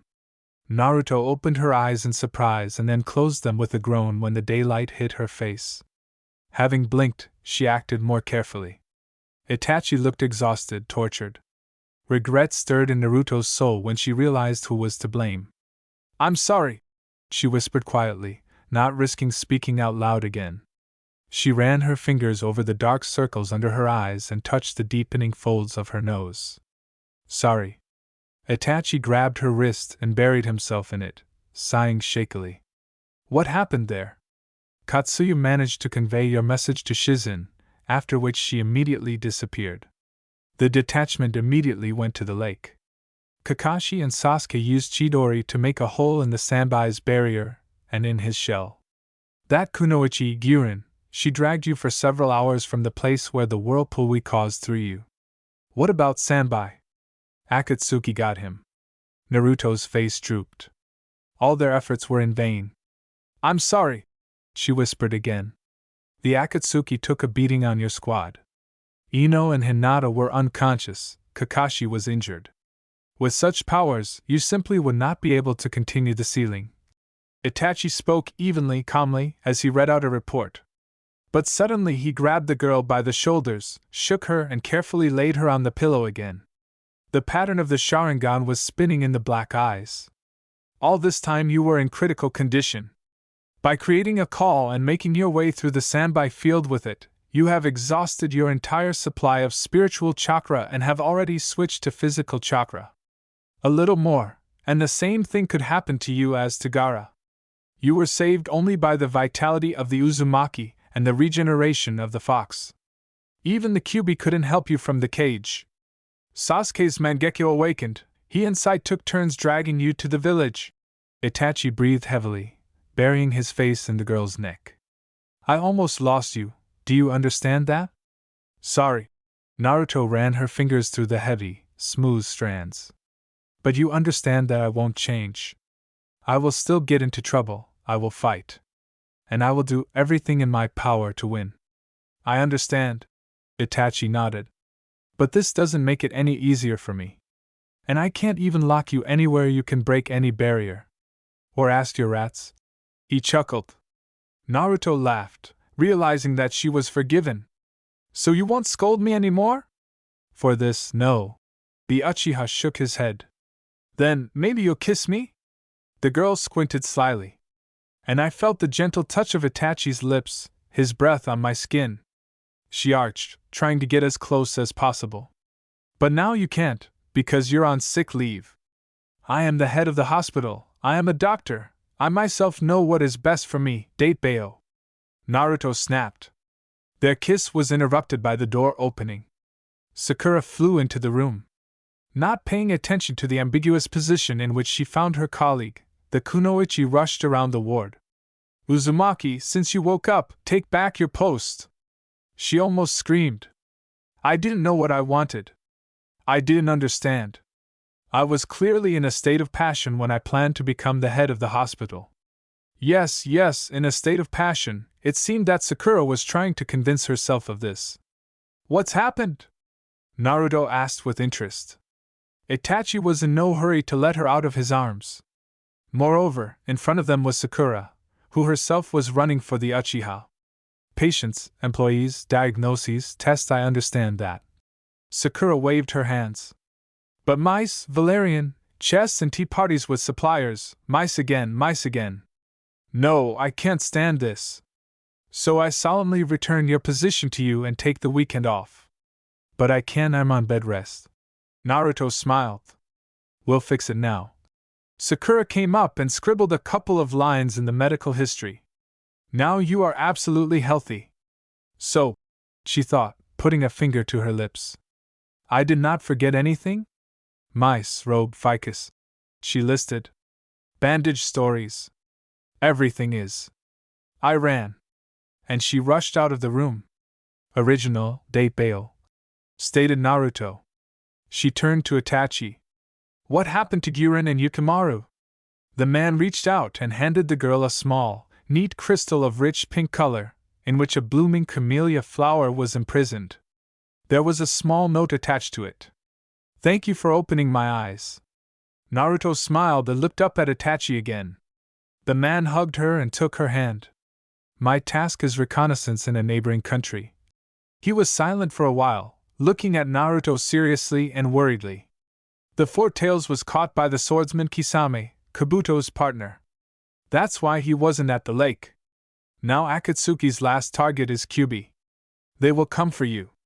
The girl nodded. I understand. She squeezed the man's strong fingers. But as long as you are with me, I'm sure we can handle everything.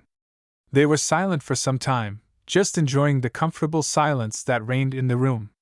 By the way, Uzumaki raised her head. What did my rodents do there, Datebao?